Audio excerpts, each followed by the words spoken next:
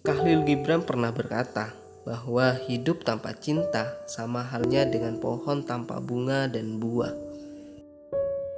Sayangnya, tidak semua buah terasa manis.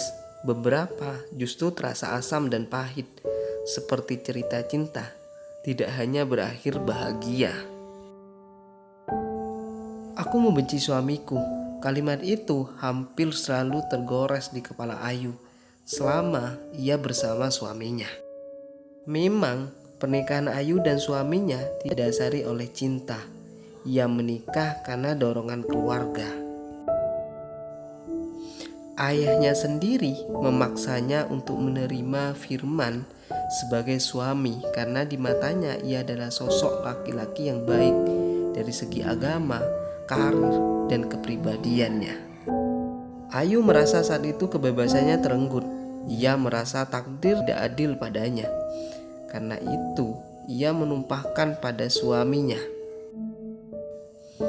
"Ia telah mendapatkan hidupku, maka ia harus membuatku bahagia," kata Ayu dengan penuh keyakinan. Tanpa rasa bersalah, Ayu menyuruhnya membelikan berbagai hal dari tas, mobil, perhiasan, bahkan perawatan kecantikan di salon mahal. Ayu juga menolak bekerja dan hanya menghabiskan waktu di salon atau jalan-jalan. Suaminya tidak pernah mengeluh dengan itu semua dan tetap menuruti keinginan-keinginannya. Justru Ayulah yang sering marah saat suaminya mendengkur, lupa membereskan gelasnya karena terburu-buru ke kantor, atau lama di kamar mandi. Tapi tetap ia tak pernah marah pada Ayu, meski Ayu telah kurang ajar kepadanya. Tanpa terasa sudah 10 tahun berlalu. Kini Ayu dan suaminya telah memiliki 2 orang anak.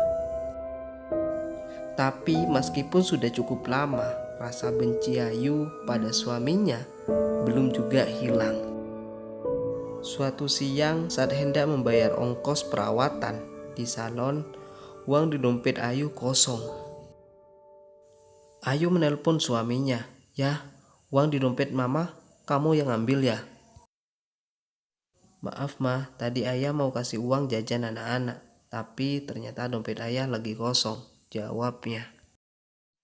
Ayu pun murka padanya. Lewat telepon, Ayu membentak, mencaci, dan menyuruhnya datang. Pemilik salon pun menenangkannya. Ia bahkan berkata bahwa tidak apa-apa dibayar lain kali, karena sudah kenal baik dengannya. Tapi Ayu menolak, bukan karena malu tidak membayar. Ayu berniat hanya ingin membuat suaminya kerepotan saja. Beberapa jam berlalu, tiba-tiba datang sebuah telepon dari rumah sakit. Suami Ayu kecelakaan dan sedang dalam kondisi kritis. Bergegas, Ayu menuju ke rumah sakit sambil menghubungi orang tua dan mertuanya. Dokter lalu menjelaskan jika ternyata penyebab kritisnya suaminya bukan karena kecelakaan, tapi karena stroke. Hanya beberapa jam kemudian, suaminya menghembuskan nafas terakhirnya. Upacara pemakaman digelar. Semua orang yang mengenal suaminya dengan baik menangis pada saat itu.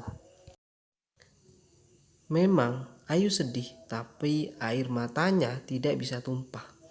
Dadanya pun sesak, namun Ayu bisa tetap tenang.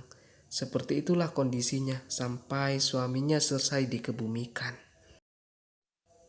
Beberapa hari setelah pemakaman, datang seorang notaris yang mengurusi masalah warisan. Usai semua urusan dokumen selesai, ia memberikan sebuah surat wasiat dari suaminya. Pada surat itu tertulis, "Aku harus pergi terlebih dahulu. Kuharap engkau tetap sehat, istriku.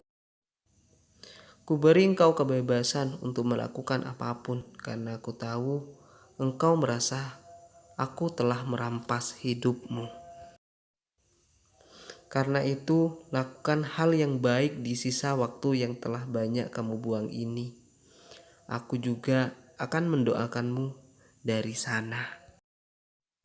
Semoga kamu bisa mendapatkan suami yang lebih baik dari aku. Kutitipkan anak-anak kita padamu. Ajari mereka agar bisa mencintai seseorang sebaik dirimu.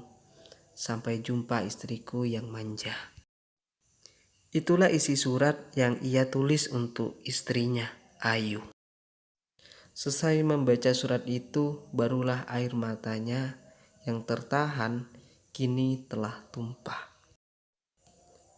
Lututnya melemah dan ia mengerang sekuat-kuatnya. Saat itu baru Ayu sadari jika suaminya telah berhasil mencuri hatinya dengan ketulusan hatinya. Namun dia telah terlambat menyadari akan adanya cinta yang besar itu. Sejak kejadian itu, ia begitu kehilangan akan sosok seorang suami. 2 tahun pun berlalu sejak kepergian suaminya. Ia tak membuka hatinya untuk orang lain. Hingga pada suatu hari ia dipertemukan dengan seorang pria. Ia adalah Anton, mantannya. Ia putus gara-gara Ayu dilamar oleh Firman dahulu. Dan kini ia dipertemukan kembali dengan Anton. Anton yang juga telah menduda karena baru saja berpisah dengan istrinya. Singkat cerita, mereka pun menjalin hubungan kembali. Dan kini Ayu kembali tersenyum bersama Anton.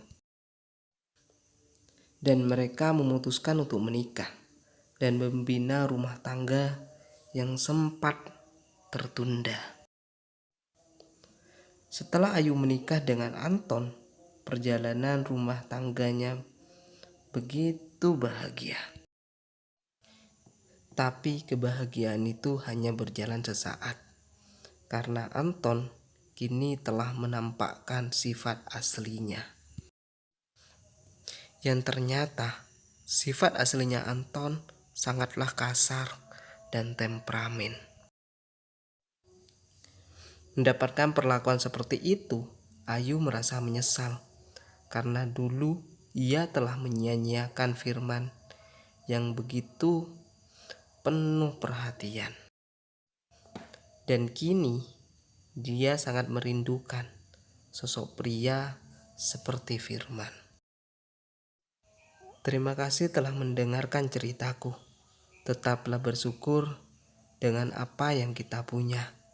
Jangan lupa klik tombol subscribe dan nyalakan lonceng notifikasinya agar tidak ketinggalan cerita-cerita menarik lainnya.